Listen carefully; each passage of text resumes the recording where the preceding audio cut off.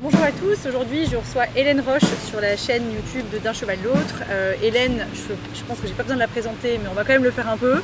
Pour ceux qui ne sont pas trop au courant, c'est une éthologue spécialisée dans les chevaux, qui a écrit pas mal de bouquins sur le sujet, on y reviendra, et qui, je pense, pour beaucoup de gens de ma génération notamment, on a grandi avec ses livres, et voilà, c'est une femme qui est très connue et qui a une connaissance vraiment très importante dans ce domaine-là. Et on va un petit peu échanger sur ce qu'elle fait actuellement, sur ses activités, sur ce qu'elle peut vous apporter à vous en tant que cavalier, en tant que propriétaire de chevaux. Donc Hélène, merci beaucoup d'être là. Merci beaucoup. Ça me fait super plaisir de t'avoir ici. J'aimerais un peu que tu expliques ton parcours, ce que tu fais aujourd'hui, comment tu es arrivé là, c'est quoi ton titre exact, parce que bon, voilà, on parle d'éthologie, d'équitation éthologique, tout ça, donc les gens mélangent un peu tout et je voudrais que tu clarifies ça. Pour me présenter, je suis passionnée par les chevaux depuis que je suis toute petite. C'est pas spécialement familial, mais en tout cas mes parents m'ont dit que déjà toute petite j'étais intéressée par les images de chevaux et qu'il a rapidement fallu qu'ils me mettent sur un poney. Donc voilà, j'ai pris des cours, cavalière de club, et comme c'est en étant enfant, le seul métier qui me semblait possible pour allier passion et travail, c'était vétérinaire équin. Donc voilà, c'était mon projet, mais aussi parce que je ne connaissais rien d'autre. Et donc jusqu'à la terminale, c'était vraiment mon projet, donc jusqu'à aller jusqu'à l'enseignement supérieur. Malheureusement, en France, j'ai pas été retenue en classe préparatoire pour le concours. Heureusement, tu veux dire. Et ben voilà, exactement. Même pour moi, peut-être heureusement aussi, parce que de toute façon, je suis pas faite pour la compétition et dans le système des classes préparatoires, il y a quand même un peu cette ambiance-là. Et je pense que j'avais pas les épaules pour.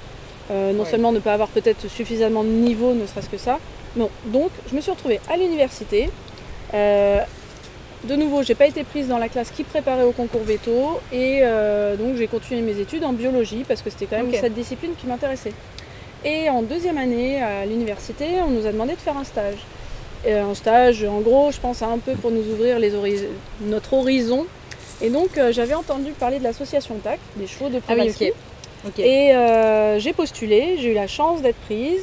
Et j'ai fait un stage donc en 2000 à l'association TAC et j'ai observé des chevaux dans un cadre naturel, des chevaux en semi-liberté, et j'ai découvert une discipline, l'éthologie, et je me suis dit il y a autre chose que vétérinaire équin pour être avec les chevaux et éventuellement orienter mes études vers ça. Donc au niveau du 3e cycle, j'ai fait un DESS d'éthologie appliquée, donc c'est pas spécialisé sur le cheval, c'est toute espèce confondue, et aujourd'hui ce serait un master professionnel. Et alors en fait, à ce moment-là, juste pour resituer le contexte, dans les années 2000, donc c'est ça, tu as dit en 2000, c'était déjà un peu la mode comme ça de l'équitation éthologique, du horsemanship et tout. Déjà ça s'appelait pas comme ça. L'équitation éthologique est apparue vraiment sous ce terme en 2003 quand la Fédération française d'équitation lui a donné ce nom-là. Avant on parlait d'équitation comportementale, équitation naturelle, horsemanship pour certains, nature horsemanship. Et moi je me suis intéressée à ce mouvement-là à partir de 1996, les premiers articles dans la revue Cheval Magazine. D'accord, voilà. Et donc, là il y a un lien, c'est que dans mes études universitaires et cette émergence de l'équitation dite éthologique par la suite, j'ai vu qu'il manquait des connaissances vraiment scientifiques sur le comportement du cheval, que tout le monde dans le milieu du cheval, en tout cas dans cette veine-là, en parlait, mais pas tout à fait correctement, d'après ce que j'avais étudié, moi, notamment à l'association TAC, et que j'ai continué à cultiver par la suite. Donc je me suis dit, peut-être je pourrais créer mon job et faire le lien entre les deux, et à partir de 2007, c'est ce que j'ai fait. Donc entre-temps, j'ai travaillé avec, on va dire, les 3 personnes en France qui travaillent sur le comportement du cheval, à savoir Claudia Fay de l'association TAC, Martine Osberger de l'Université de Rennes et Léa Lansade, avec qui j'ai travaillé sur sa thèse sur le tempérament du cheval. Voilà. Donc moi j'ai été diplômée en 2002. D'accord, Donc, et après j'ai mis un petit temps avant de vraiment me lancer. Et voilà, d'accord. Et toi-même, tu es cavalière? Oui, je suis cavalière. Alors j'ai eu mon cheval en 2002.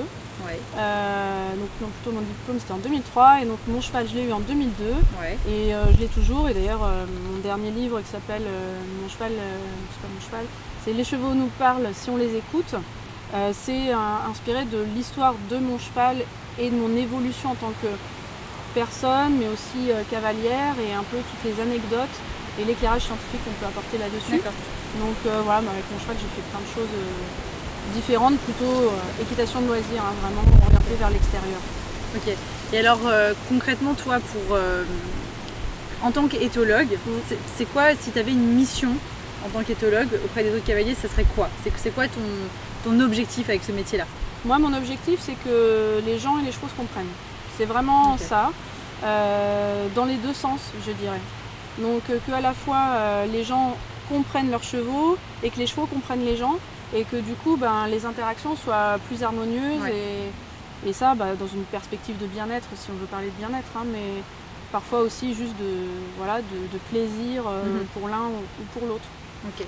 Et alors du coup, moi je sais que tu fais pas mal de choses, tu fais des stages, des choses comme ça. Si quelqu'un aujourd'hui se dit je veux voir Hélène Roche parce qu'elle va sûrement m'aider à régler des trucs, qu'est-ce que tu fais? Tu fais des stages, je sais pas, des cours ou des choses comme ça, ou comment ça se passe? Déjà je fais peu de particulier à particulier, okay. À part dans les stages de clicker training, mais c'est pas quelque chose que forcément je cherche à développer, je ne veux pas en faire trop chaque année. Je suis peu finalement en contact de particulier à particulier, quoi. Je suis plutôt sur de la formation de groupe. Les seules fois où on peut me voir avec des personnes en face à face et avec un cheval, c'est les stages de clicker. C'est pas quelque chose que je cherche à développer parce que ça nécessite beaucoup de déplacements. Déjà pour des côtés personnels, c'est pas ce que je cherche vraiment. Donc pour avoir des conseils, c'est plutôt déjà lire mes livres, et puis aussi aller aux séminaires ou aux conférences que je suis amenée à animer un petit peu dans toute la France. Donc ça, c'est sur ma page Facebook, sur mon site internet, et être abonné à ma newsletter, on est informé de ce que tu fais. De ce que je fais, donc voilà. Donc là, c'est bon à savoir. Si jamais vous voulez voir Hélène, alors les séminaires, les conférences, je pense que, enfin je me dis si je me trompe, mais par exemple si moi en tant que particulière, genre on a une écurie ou quelque chose comme ça, on peut t'appeler, et tu peux venir sur un jour ou peut-être 2 jours, venir sur un thème qu'on choisit avec toi, ou tu proposes déjà des thèmes? J'ai déjà des thèmes sur mon site internet que je propose, où il y a un descriptif. Donc voilà, je fais du coup un parallèle avec mes livres, mais ça peut être une autre thématique que vous auriez envie de développer, ça c'est tout à fait possible, hein. Donc il y a la possibilité, on va dire, d'organiser un séminaire sur une journée. Donc là c'est une personne qui va du coup faire les inscriptions, gérer tout ça, ou sinon après pour le particulier c'est repérer ses séminaires. Ouais, voilà, ok. Et alors, est-ce que tu peux me parler un peu plus de ce que tu fais du coup avec l'association TAC? Parce que moi personnellement je l'ai vu passer sur Facebook, mais j'avoue que c'était un peu obscur, peut-être que les gens sont très au clair, moi non. Et du coup je me demandais concrètement c'est quoi? Qu'est-ce que tu fais avec ça? Je sais que c'est des chevaux de Prevasky. C'est quoi la mission de TAC, et toi c'est quoi ton rôle au sein de cette association? Moi déjà je suis membre de l'association, alors tout le monde ne peut pas être membre pour l'instant, voilà, l'association est plutôt un fonctionnement associatif mais plutôt restreint. L'idée de ce projet-là, ça a été de faire grandir des chevaux en semi-liberté pour ensuite les emmener en Mongolie et les réintroduire. Cette étape-là, elle a été réalisée en 2004 et 2005. Aujourd'hui, l'association n'a plus vocation à forcément en emmener en Mongolie, mais à maintenir un réservoir génétique de ces chevaux en semi-liberté, et aussi être un support pédagogique pour plein de thématiques différentes, et notamment l'observation du comportement des chevaux. Donc par exemple, des particuliers peuvent venir faire des stages. Donc ça se situe où? C'est en France? Oui, en France, donc dans le sud-ouest de la France. Voilà, mais même pour les Français, c'est pas facile d'accès, mais ça se mérite, des endroits préservés comme cela. Et avoir 400 hectares pour un groupe de chevaux, voilà, ça se trouve pas non plus comme ça. Et c'est des chevaux sauvages? Oui, donc c'est des chevaux qui sont... C'est important à dire parce qu'on n'a plus beaucoup de... Voilà. C'est des chevaux qu'on peut approcher, quasiment autant que ceux qui font la sieste autour de nous. Peut-être qu'ils manifestent moins d'intérêt pour nous, mais en tout cas on peut les approcher et observer leur comportement. Et notamment ce qui est super intéressant, c'est qu'on a des groupes familiaux, donc plusieurs étalons avec leurs juments et leurs poulains, et il y a toutes les étapes de la vie sociale que je décris dans mes livres qu'on peut observer, avec la phase notamment de vie en groupe de mâles célibataires pour les jeunes qui quittent le groupe familial, et puis les plus vieux qui ont soit jamais eu de jument, soit qui ont perdu leur groupe familial. Donc ça c'est assez unique en France et probablement en Europe, le fait de pouvoir observer ce type d'organisation-là. Sinon, après, il faut aller observer des Mustangs aux États-Unis, des Brumbies en Australie. Voilà, c'est pas des plus simples. Donc là, on a vraiment une structure qui permet ça et j'espère qu'à l'avenir, on pourra continuer à développer les stages. Pour l'instant, il y en a peu dans l'année. Voilà, c'est assez préservé. Donc c'est une chance de pouvoir venir. Ouais, c'est super chouette. Et alors ça se passe sur plusieurs jours, c'est ça, c'est des stages Ouais, c'est des stages donc de 4 jours ou 2 jours selon les formules, voilà, avec une alternance de théorie en salle et pratique. Vraiment ce qu'on explique, on va le voir sur le terrain. Voilà. Ok. Alors moi j'avais des questions, j'ai plein de questions mais on va pas tout faire aujourd'hui sinon on est parti pour... On sort déjà de 3 jours de tournage et on n'a pas fini d'échanger donc bon voilà. La première chose que j'aimerais te poser c'est que aujourd'hui, on a choisi ce terme d'équitation éthologique et est-ce que de ton point de vue, ça induit en erreur les gens ou pas Je pourrais peut-être très bien avoir un avis différent. Et du coup, est-ce que tu peux un peu m'expliquer ton titre exact, c'est quoi? Et voilà. Et pourquoi, en quoi ça va être différent de quelqu'un qui, par exemple comme moi, enseigne le horsemanship ou l'éthologie. Moi j'aime bien dire horsemanship parce que ça clarifie très bien que c'est pas la même chose. Mais voilà, qu'est-ce que tu peux me parler un peu de ça? Alors je vais commencer par la fin pour dire sur le titre. Déjà éthologue ou éthologiste, c'est pas un titre protégé. N'importe qui peut se revendiquer de ça, même s'il n'a pas fait des études universitaires. Donc voilà, après, parmi les chercheurs que je ne suis pas, moi je ne suis pas chercheur, il y a on va dire cet accord tacite sur le fait qu'il faut avoir au moins un niveau master, voire un doctorat pour s'appeler éthologue ou éthologiste. Après les deux termes se valent. Moi voilà, je suis pas chercheur donc j'ai pas non plus un doctorat, je me suis arrêtée au master. Peut-être un jour je ferai une thèse. Pour l'instant c'est pas prévu tout de suite. Donc voilà, donc, pour le terme, du coup on peut pas dire grand chose pour les gens qui détournent le terme. Maintenant sur l'aspect, est-ce que c'est bien, pas bien, pour qui, pourquoi, il est clair qu'il y a une confusion dans la tête des gens. Moi par exemple quand je dis si je dis que je suis éthologue ou éthologiste, clairement il y a des gens qui vont tout de suite me demander une résolution de problème avec leur cheval. Ce qui n'est pas mon cœur de métier du tout. Je peux donner des explications mais je ne vais pas aller travailler le cheval d'une personne. En même temps, moi mon point de vue, il y en a qui ne le partagent pas parmi des scientifiques, c'est que ça a amené des gens à s'intéresser à la science alors qu'auparavant, ils ne connaissaient pas cette discipline scientifique. Donc moi je vois plutôt le verre à moitié plein, c'est ok, oui, il y a de la confusion, certes, mais en même temps, il y a plein de gens de l'équitation éthologique qui viennent se former sur l'aspect scientifique. Ils ne l'auraient pas fait probablement autrement, et on peut le voir dans les pays non francophones. Il n'y a pas du tout ça. Les gens qui font du horsemanship ne sont très très peu ou pas du tout même sensibilisés aux apports de la science en éthologie. Donc ça c'est assez intéressant, c'est pour ça que voilà, moi je vois plutôt le côté... C'est intéressant. Ouais, parce que par exemple, on va pas développer trop ça, mais tout ce qui est dominance, ce truc de la dominance entre l'humain et le cheval, ça on est d'accord qu'on a prouvé qu'il n'y a pas de dominance interespèce, ou en tout cas que c'est pas... Voilà, ça c'est un concept qui est complètement rejeté par les scientifiques, même maintenant chez le chien aujourd'hui. Voilà. Et ça justement tu me poses la question de ce que je peux faire pour les gens, et parmi les conférences, je peux tenir toute une journée sur les différents mots et les usages des mots qui parfois ont été détournés et pour bâtir des théories un peu fumeuses sur le comportement du cheval, alors que scientifiquement on ne dit pas tout à fait, voire pas du tout ça. Ouais, c'est intéressant. Oui, d'accord. Mais c'est vrai que je pense que tu as raison dans le sens où une fois que les gens ont compris que dans l'équitation éthologique il y avait quelques petites choses qui n'étaient pas exactement véridiques, au final on va se tourner vers ça. Et alors du coup là-dessus, quand on a discuté hors caméra, tu m'as dit que tu avais un livre qui était une synthèse de ressources scientifiques en fait, que tu avais fait une synthèse que tu avais écrite en fait, c'est ça En fait, tous mes livres, c'est ça. Tous mes livres, c'est pas Hélène Roche qui dit qui raconte que, c'est même sur l'aspect clicker training, j'explique comment ça fonctionne en se basant sur des théories scientifiques. Et donc à chaque fois, je mets des références.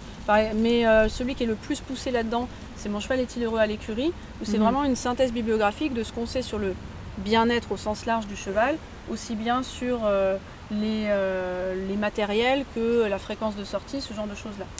Voilà, et même dans un livre plus personnel qui est Les chevaux nous parlent si on les écoute. Donc le dernier qui est sorti. Oui, c'est le dernier. Moi, je mettrai toutes les ressources en barre d'infos comme ça si vous voulez accéder au livre. Donc ça, j'ai aussi des références à chaque fois en disant voilà, j'ai observé que avec mon cheval, mais scientifiquement je sais que cela a été publié et je mets les références. Ok. Oui, parce que ça, c'est une des choses que je pense qu'il y a beaucoup de cavaliers qui ont du mal à savoir comment accéder aux ressources scientifiques. Souvent, c'est écrit en anglais aussi.